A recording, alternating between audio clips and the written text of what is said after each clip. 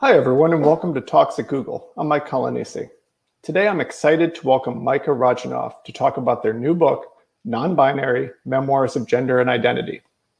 For nearly a decade, Micah has hosted the website genderqueer.me, a community-based resource for transgender health, and a platform on which Micah has shared their engaging story about transitioning to become non-binary. Micah has presented numerous talks, workshops, and published articles on transgender health, educating peers, parents, and providers about the diversity of gender identity. The book, which Micah co-edited with Scott Duane, was recognized as a finalist for the 2020 Lambda Literary Awards for Best LGBTQ Anthology.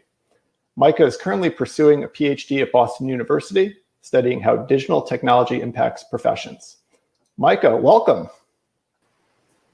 Hi, Mike. Thank you for having me here. Hey, how you doing today? Really good. Great. And thanks everyone for joining. I want to let everyone know we will be taking audience questions in the second half of the talk, so please do add those to the live chat throughout and we'll get to them. So Micah, before we get to the book, I wanted to start by helping people to get to know you better. So on your website, you talk about your personal journey, and from reading the comments, it's obvious to see how your story is connected with so many people.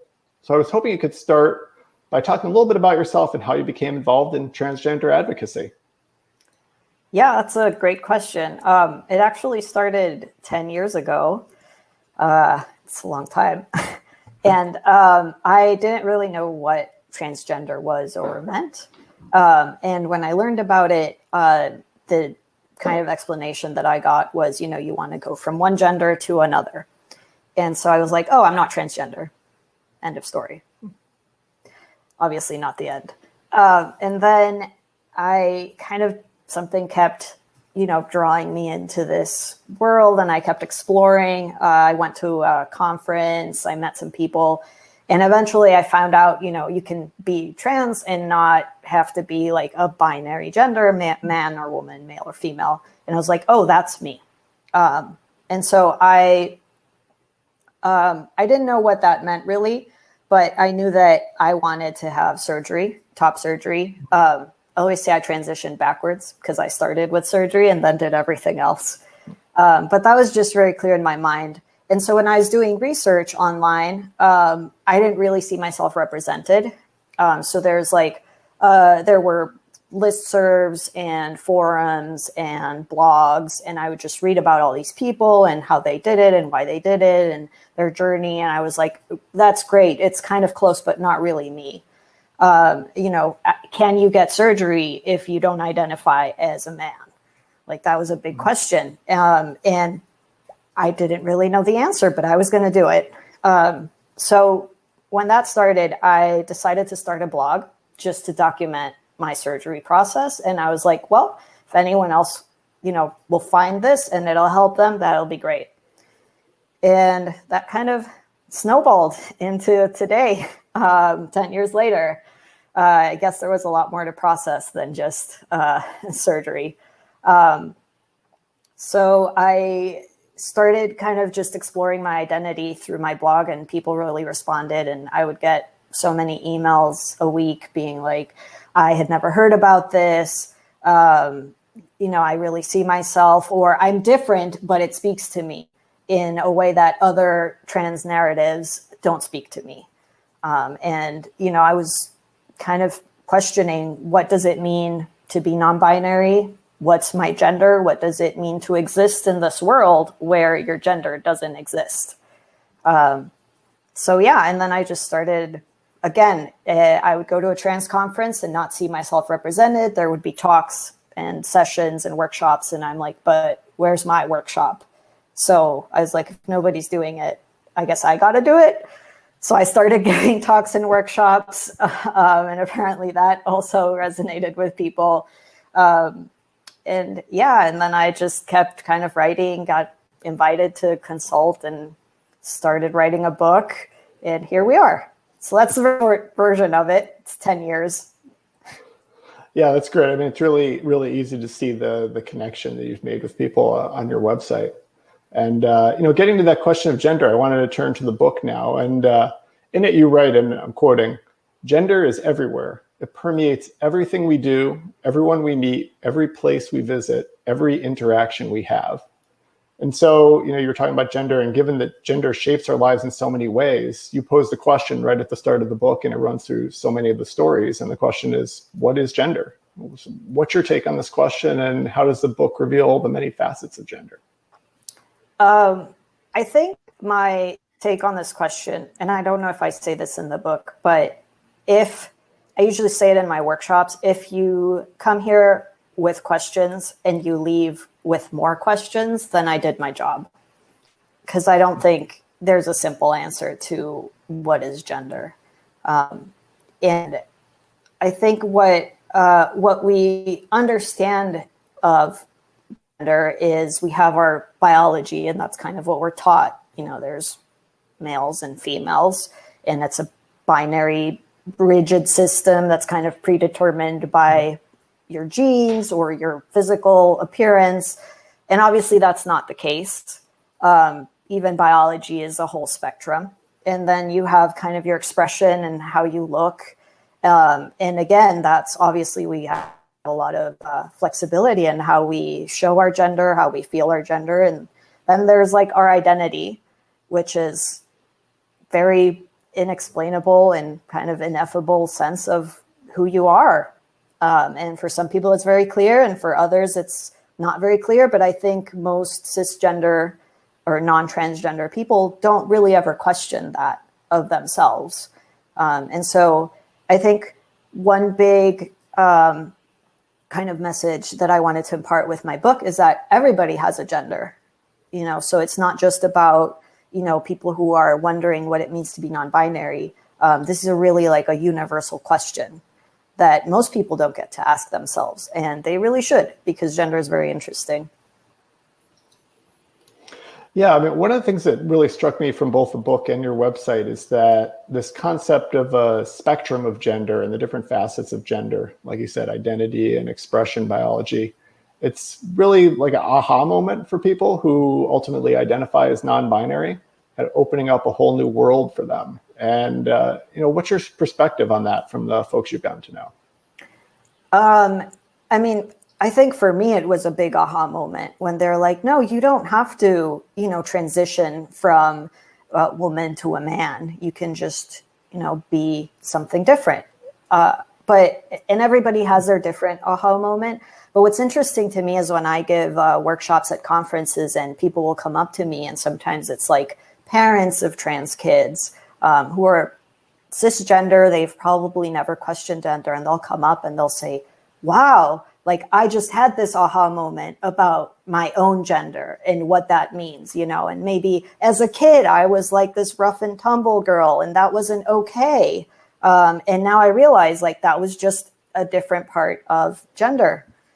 So it's really like, it's just not even like a pole or a spectrum. It's kind of like this web, like people describe it in so many different ways. And I think the aha moments are just very personal, kind of for you, that you have this feeling that something feels right all of a sudden and something clicks. And having one doesn't mean you solved everything, because there's many parts to it, obviously. But I think what I want is for people to experience those moments in themselves. Yeah, that was something I found really interesting and insightful from the book, the fact that you bring together 30 different people's stories, and it lets you see all those different perspectives and facets, because it's not the same experience for everybody. Right. And in each of those stories, like some people have it totally figured out and they're like, I've been like this, for many, many years. And others are kind of in that process. And even while we were doing the book, some people had to it took 6 years to do the book. So some people's gender kind of changed along the way, and they were like, can I update my story? I have new things to tell. And so it was a very valuable process even for them. And obviously very individualized too. And different ages too, people growing up at different times when, the environment was different and where the community was at that point was different. Right.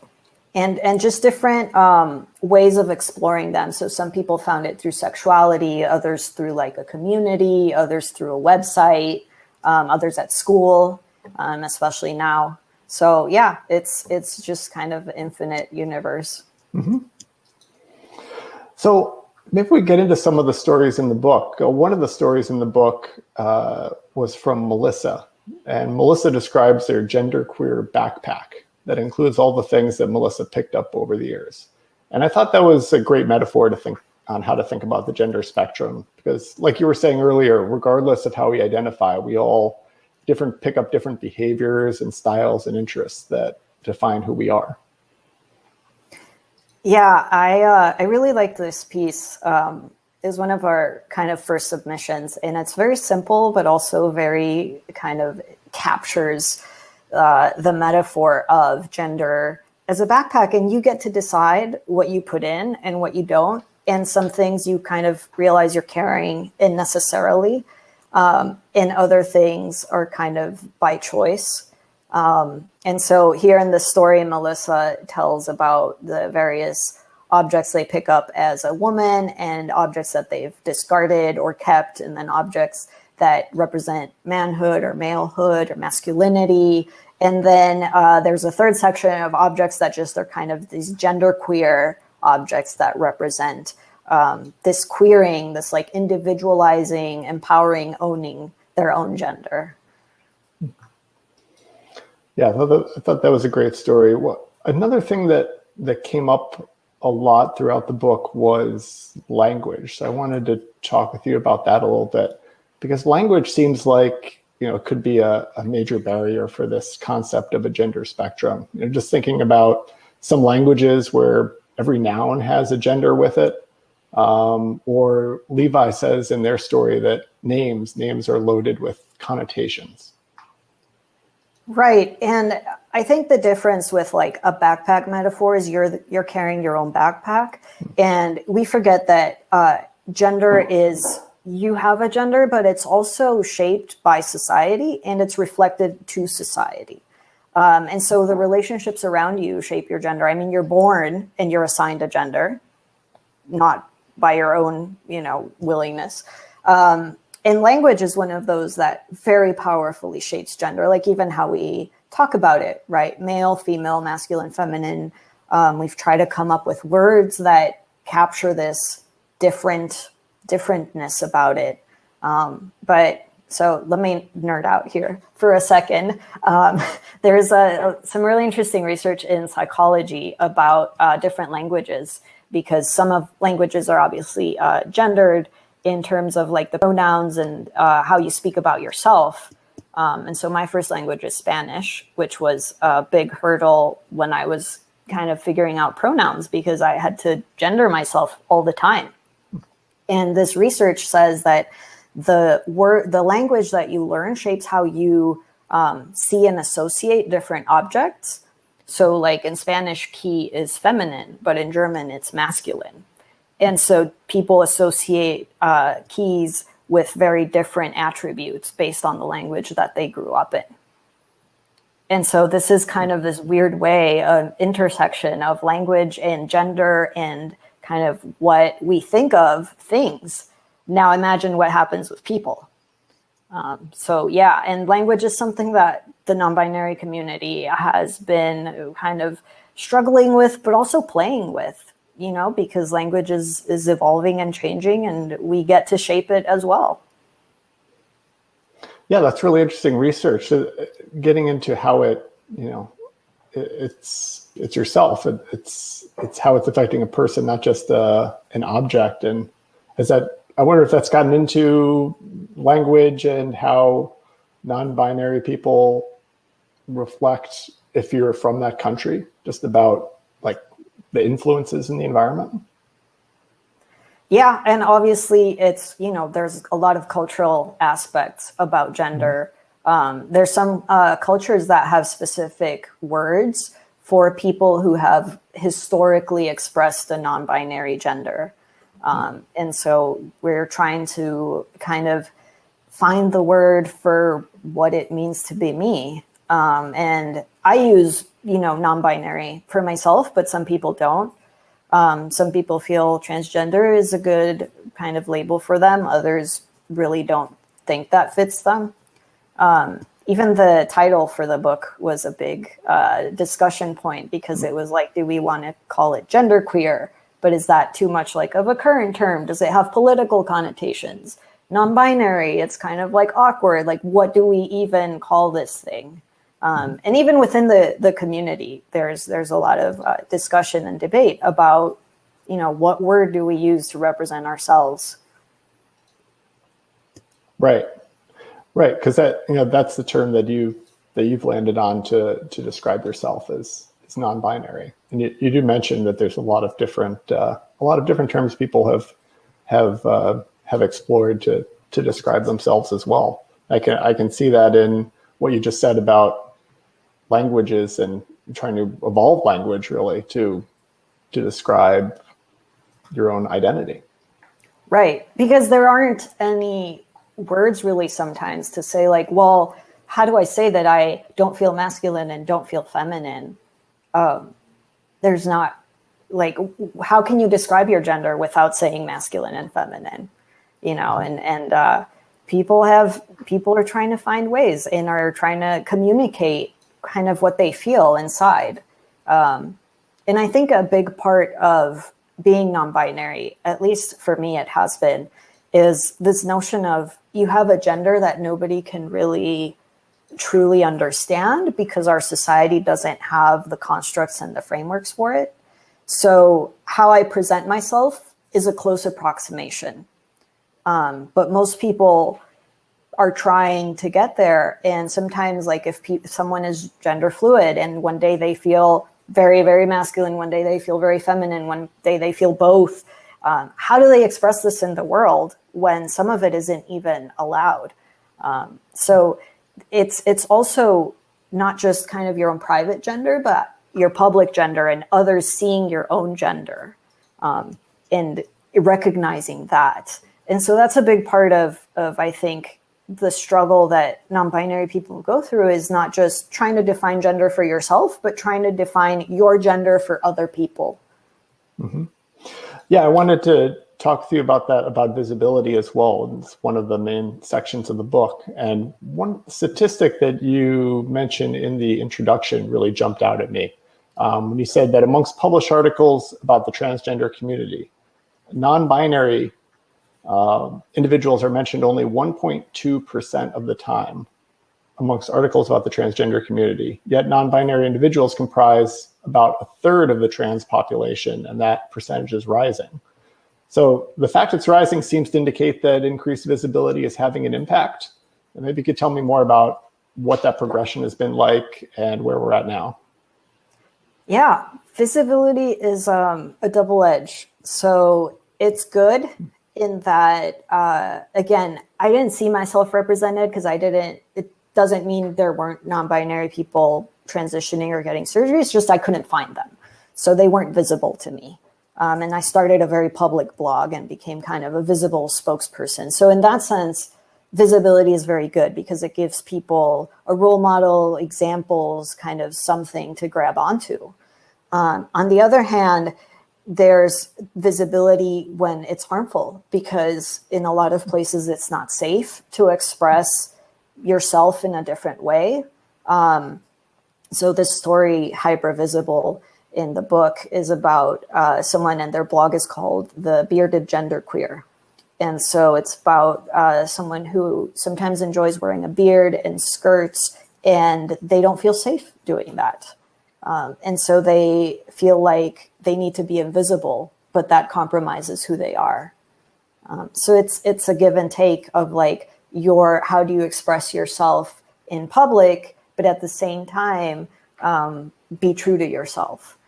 And then the other issue with visibility is just representation within the community. And so right now, the stereotype of non-binary people or genderqueer people is kind of this white, thin, androgynous, I'm like, here we are.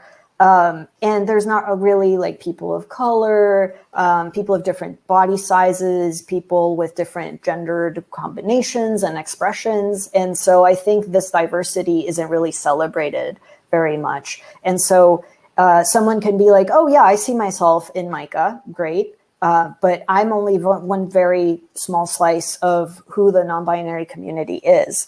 And that's something I really tried to bring to the book, is just this diversity of representations of gender, but also just life and kind of your approach to it, you know? Mm-hmm. Yeah, and again, getting to read all of those stories really brought that diversity, to the fore, and gave me a lot of different perspectives on what it is to be non-binary and to discover that. In terms of visibility and awareness, I noticed that you had retweeted when Merriam-Webster added the singular definition of they into their dictionary. And I'm just curious what something like that represents for you. I think that kind of brings us full circle in that it's showing us how we are shaping language. So they becomes like an official pronoun. I know the APA and the Associated Press, a lot of news organizations have kind of updated their guidelines finally, like it's a big battle about how to refer to someone in a news story with they, them pronouns. And again, like it's a win. It means we're thinking about it outside of like our little niche community. Like it's in society. People are aware of it. Like your mother, your grandmother, they kind of have heard about this. Sometimes, random colleagues will send me articles. So it's there, and it gives people something to talk about as well, and kind of to hang on to when they're not very familiar with it. But on the other hand, like with pronouns specifically, it's they, them. Again, it makes you very visible. And so if I go into the world, very few people are probably going to spontaneously use they, them pronouns for me.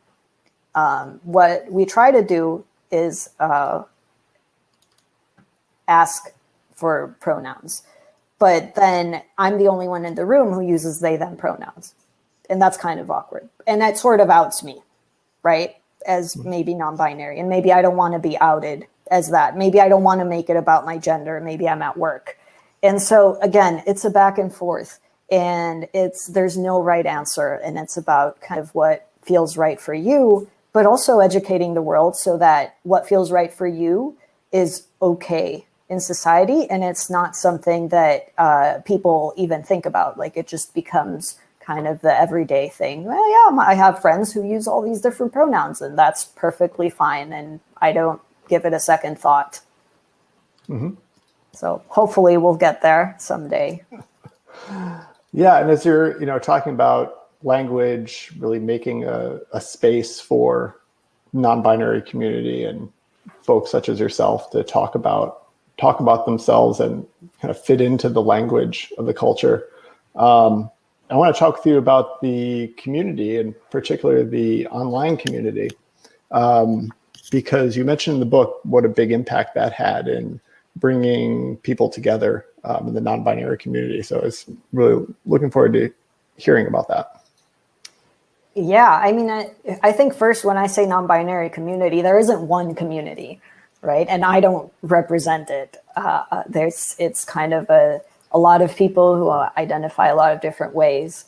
But I found community online. And I think a lot of non-binary people have found community online because it's not that it's a rare thing, but I think it's something that is, again, not always visible. It depends where you live. Are there people around? Like, I don't think I had ever met a non-binary person knowingly as a kid. So yeah, online, I started a blog. People commented, would email me a lot. And it was just my way of connecting with people and seeing myself.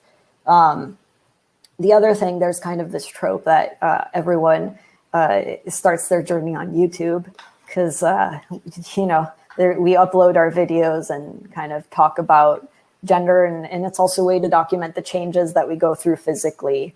And so there's quite a few very popular YouTube channels of people who just kind of documented their process and again made themselves visible and created this community. Yeah, I thought that was interesting about the use of video, both as a way to, really tell people, obviously, much more visually about what's going on in your life, but on the other hand, also to raise visibility. And one of the stories in the book from Jamie about learning from YouTube about how people present themselves. So kind of going in both directions. Yeah. And obviously I'm more of a writer, hence a written blog and a book. But I did do the typical YouTube videos of like, this is my voice on hormones. This is how it's changing. And you kind of have that progression. And I think some people, there's something very powerful about an image, but there's also something very powerful about a video and kind of a casual video, like in your bedroom. Like it makes it real, right? It's not just this person maybe far removed from me, maybe in a magazine, who knows? It's like this person is like me in their bedroom, and it just brings it to life, really. And it gives a way for people to see themselves kind of going through this as well. Yeah, you can't deny the presence of a video. Everybody sees it, and everybody sees the same thing, and you have to talk about it and learn from it and compare and so forth. So yeah, I think that's great. I wanted to ask you about social media. There's a question at Google that we ask ourselves periodically, which is, what's one thing that's going well and what's one thing we can do better? So I was curious about social media, how well social media has provided spaces for the community to grow, and also how could it do better?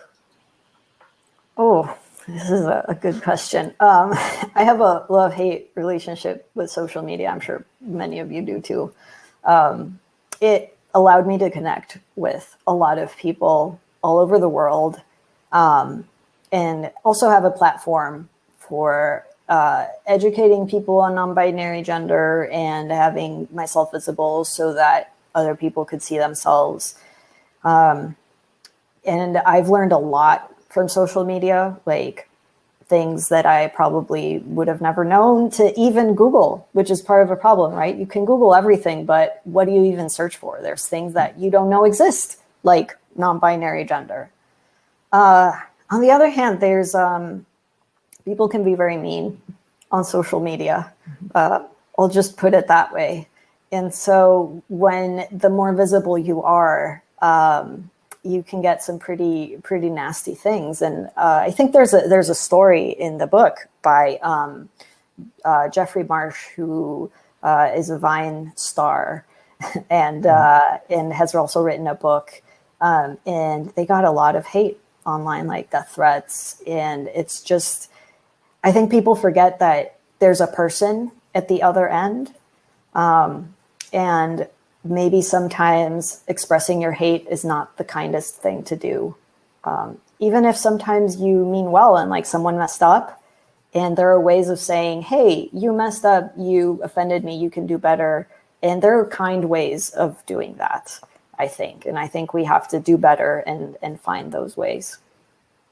Yeah, totally agree. The challenges of content moderation are, because there's always people out there who will be mean, and finding a way to still provide a great space for people to communicate and interact and come together. And things get lost in translation, right? Mm-hmm. Like I've probably said some things which others have thought mean when maybe I was joking or I didn't know better.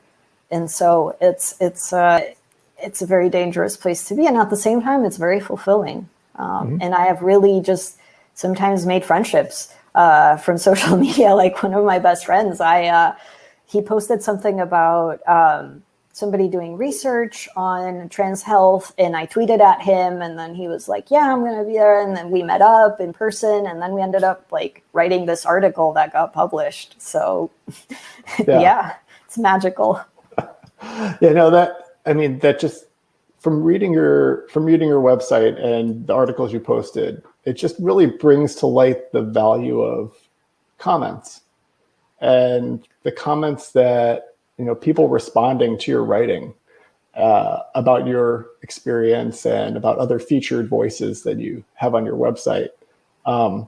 It was great reading those articles, but in a way it was even better to read the comments and just how people responded to that and, found those aha moments or just said like, wow, somebody's really talking about me now. And to get that feedback, And what I try to do with my blog is really make it a conversation, because it sometimes feels like it's, just me putting it out there. It's one way. And I tried to like ask questions. And then what I did at the end, I was, after a few years, I was I'm done with exploring myself. I'm good. Here I am world. And I still had this platform and I wanted to use it. And I started the Featured Voices series. And so I invited people to write guest articles for my blog, and I had different themes, like coming out, like significant others. And so I got a ton of people writing in.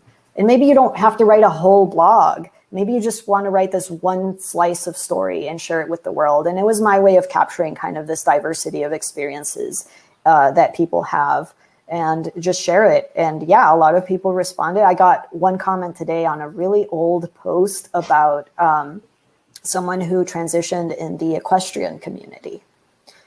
And someone commented, thank you for posting this.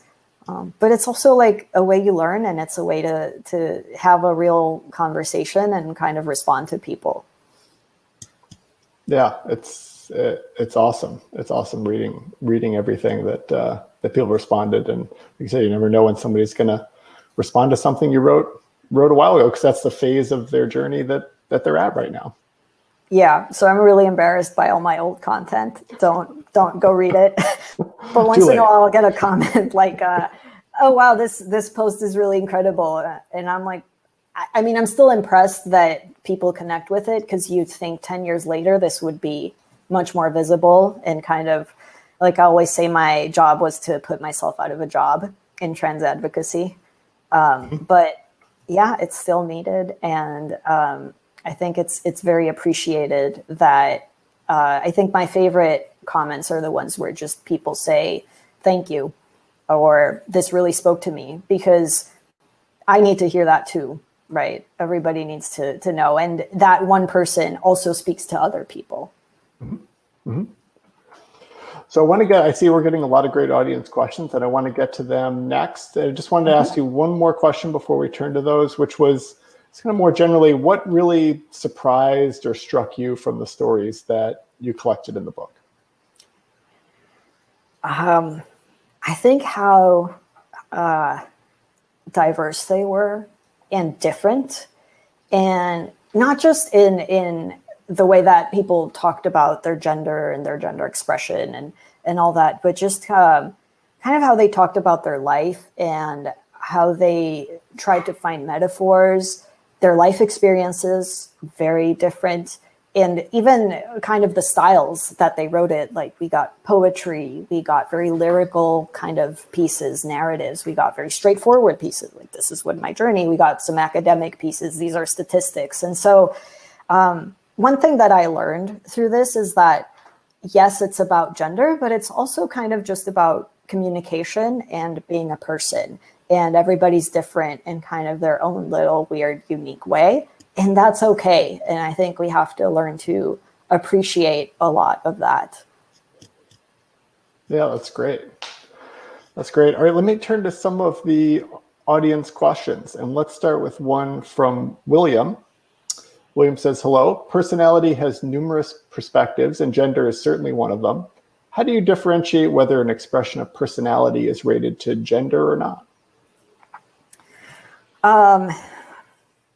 So I hope I understand the question, but it's kind of how does how do you know if it's your personality or your gender? I think is what you're asking. Yeah, I think it came up while we were talking about the different aspects of gender and the genderqueer backpack. Yeah. So I've always said part of my gender is my personality. Like I'm like very straightforward person. I'm neat. And so like the way I, have my hair and just kind of wear like plain t-shirts, and that's my personality, but it's also how I express my gender. And so a lot of times, like, you have people who are kind of straightforward and brusque and to the point is very like masculine attributes, right? And people who are kind of like soft and kind and nurturing is very feminine. And I think we have to get rid of those associations because usually they harm us more than they constrain us a lot of the time. And so you have to kind of say, this is my personality and this is my gender. And sometimes they match what society says. Sometimes they don't. And that's okay, right? Mm-hmm. So, I mean, going back to the genderqueer backpack analogy, just to take that a little further, Melissa mentions certain, like you said, those gendered kind of personality traits, and says, here are some things I'm taking from male and some things I'm taking from female. So it almost seems like the gendered personality traits persists in a way, like that's being carried forward. Yeah, gender is very entrenched. And so, but I think the way that Melissa plays with their backpack is like, I took this high heel and it makes me feel tough because it's, it's a pointy shoe and I can kind of like just, it's, bright red and I can show myself. And so it's also playing with those attributes, right? Like I can be like soft and masculine and sensitive. And I think Melissa does a great job of kind of putting stuff in their backpack and taking stuff out, but also just mixing and matching and not sticking with what they were taught. Okay, let's get to another audience question. This one coming up soon. This one from Austin.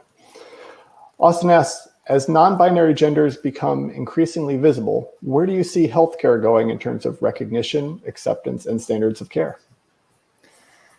Ooh, well, we're going in a good direction, but there's still a lot of work to do. So even just for trans people in general, there's a lot of work in terms of acceptance and healthcare. Standards of care are a very interesting thing as well. So I'll give two examples. So when you go to the doctor, they usually, maybe they don't ask you your gender, but they definitely assume it. And there's definitely a box that they check. And so, for instance, they go and they see you and they check male. But what if you have ovaries and you're having an emergency and you have something in your ovaries that needs to be taken care of? How does the doctor know that? So one of the changes that some colleagues of mine who are doctors have been involved in is changing the electronic medical record systems. The big one is Epic, I think, is the one people use, and how doctors and healthcare providers mark your gender. Because, it doesn't matter what's in my pants unless something is wrong with it and you're my doctor and you need to kind of fix it. So there's a thing called the gender organ inventory. And so what they do is the doctor, instead of assuming you're male and therefore you have these organs and your body looks like this, is, okay, what's your gender identity? Perfect. And what organs do you have? Because also some people who look male and were assigned male may not have all the organs, and some of them don't even know it until later. So this is a good way of kind of changing these, technological, physical systems, social systems that embody gender and constrain us, and also make it hard for people to seek care. The other thing, obviously, is insurance is big in the United States. And I think right now there isn't really room for non-binary gender. The standards of care are still very binary in the sense that you have to, if you want to get hormones, you have to identify as male and present as male for X number of years and blah, blah, blah.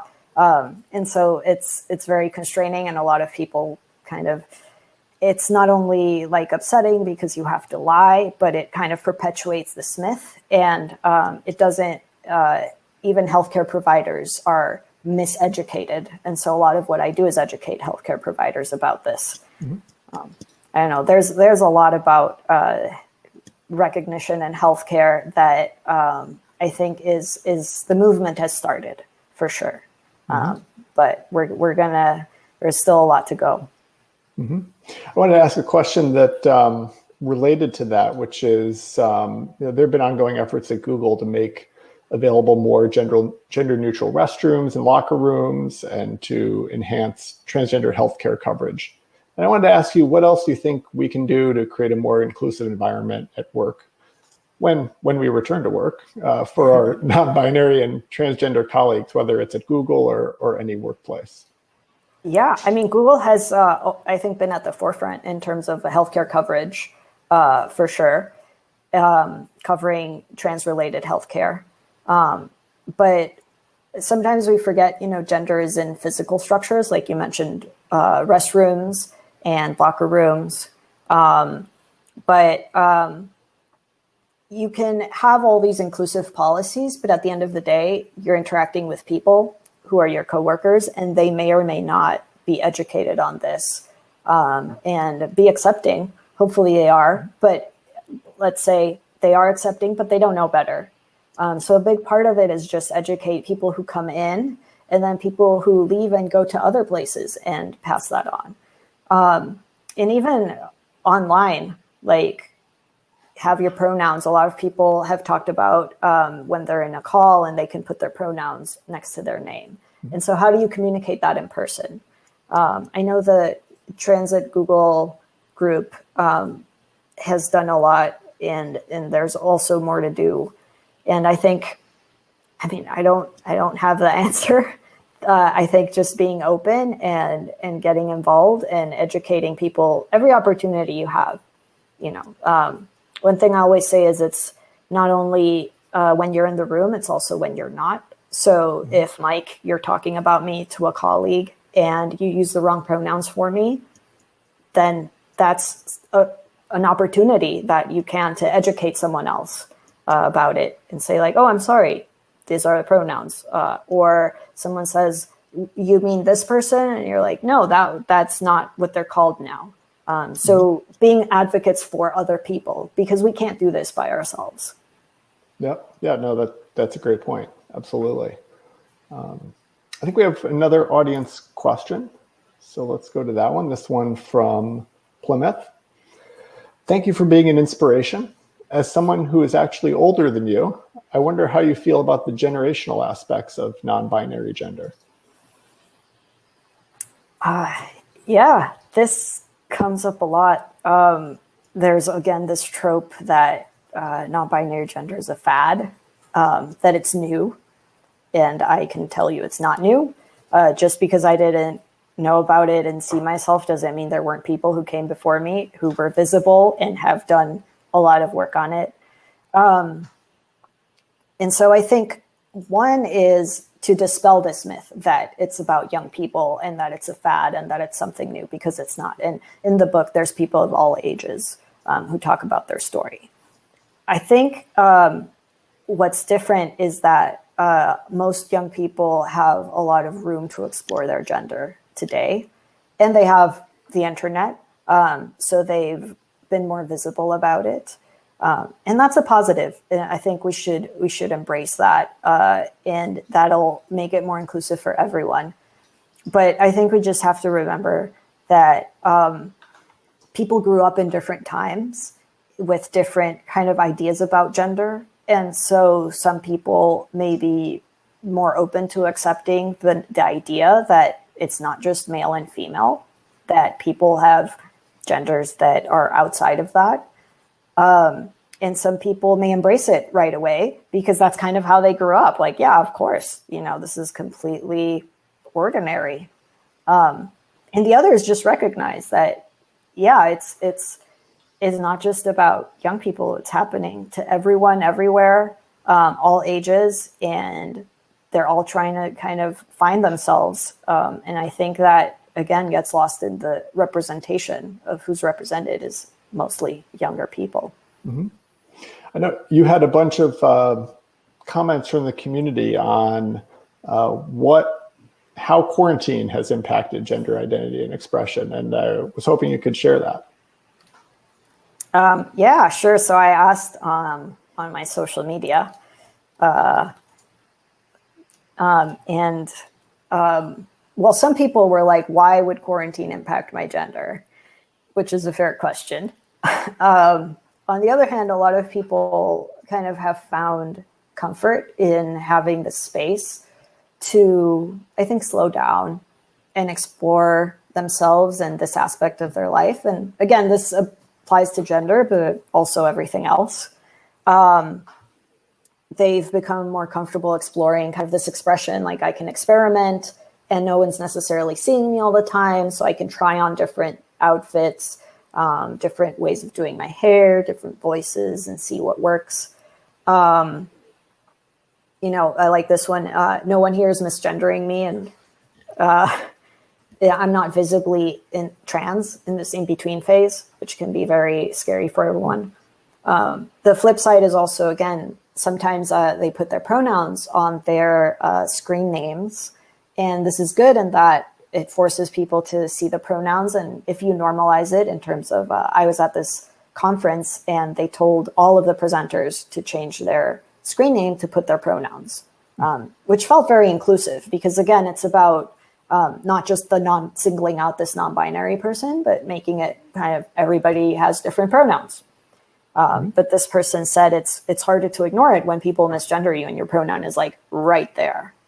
So yeah, there's been a big response. I think the other one is just using this as a cocoon phase before I reemerge as my best self, which I really liked. Because again, it's a journey to figure things out, and sometimes it takes your whole life, and it'll change back and forth. Mm-hmm. I like the comment too about the availability of gender-neutral bathrooms. Yeah. And we don't think about that, but in your house, they're all gender neutral. So why are they any different at work? Yeah, exactly. This is great. I think we had one other great question from the audience that I think will help us wrap up this discussion. And so why don't we close out the slides and we can put that one up. All right, this one is from Ezra. So question for Micah. What do you think it will look like when non-binary identities are commonly known about and expected in society? I hope that day comes soon. I think we're there for a lot of people who get to experience kind of authenticity in their gender and themselves in their everyday life. Or I think at least some of us get to experience this in some kind of portions of our life. I think what it'll look like is it'll be a known concept. So again, I didn't even know this existed. And so if I hadn't found it, I would have just kept wondering, like, I don't fit this definition of like, transgender who goes from one to the other when that's not the case. But there's something else that's not right about me. Like I have this feeling that I don't feel comfortable in myself and I want to do something. So I think having it out there and more available as a concept will help people kind of find it faster and explore gender. It'll also help other people explore gender, people who are not necessarily transgender, and kind of get rid of these constructs that limit us. It'll be a lot less work, I think, for non-binary people. Like I don't have to educate everyone about pronouns, fight with my, uncles about it or whatever the case is. Because I think people forget how gender is everywhere. Like, again, just going to the bathroom at the office can be an incredibly frightening experience. And how many times do you do that a day, every day? And so it just takes a big weight off. What I think it won't do is kind of be a magic pill and solve everything. Because, again, gender is so kind of complicated in a good way that you're always exploring, and there's always more to learn about it, about yourself, about other people's gender.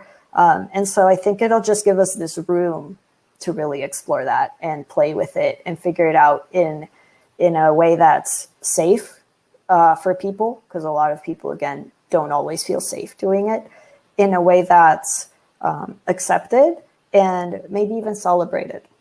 Mm-hmm. Let's hope it one day it'll be celebrated. Absolutely. Let's hope that day comes as soon as possible, and hopefully us talking here today and sharing with people has helped raise visibility and awareness so that day comes maybe a day sooner. Yeah, I guess I don't see everyone here, but thank you for showing up, and when this is available, for sharing it with other people. I think that's the first step you can do, is just make it known that this exists and that it's okay. Absolutely. Well, Micah, I just want to thank you so much for speaking with us today, Talks at Google. And I want to encourage everyone out there to pick up your book, Non-Binary, Memoirs of Gender and Identity, from Columbia University Press. You can visit their website, genderqueer.me, follow them on Twitter. Micah, thanks so much for joining today. Thank you so much for having me, Mike. And if anyone else wants to reach out after, I'm online and you can find me easily. Just a quick Google search away. Just a comment away. All right. Take care. Thank you.